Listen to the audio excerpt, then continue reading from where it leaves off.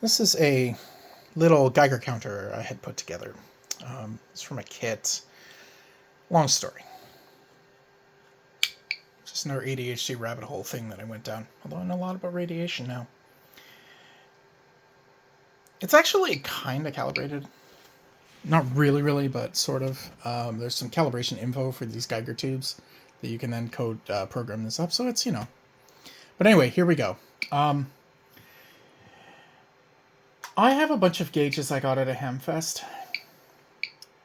Like this one. And I've been wanting to do this for a while, so I just noticed that my counts per minute have gone up. Right? A little bit. Let's see what happens when we take the glass cover away. We're not even pointing it at it.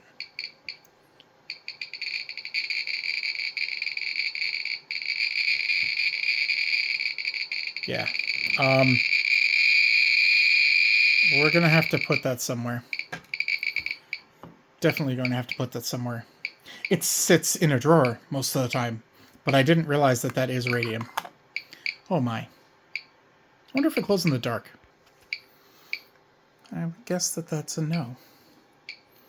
Now, question, can we see any of the radiation? No, we can't.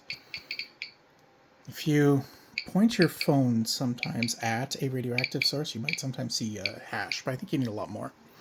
But anyway, yeah, counts per minute 96. It's just sitting there. I'm going to point it at the... Isn't that wild?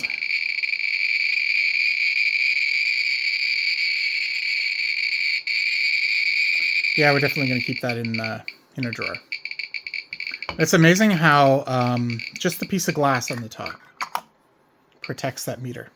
It doesn't glow anymore, so it's probably less radioactive than it used to be. I don't really know how radium worked, but yes, pretty neat.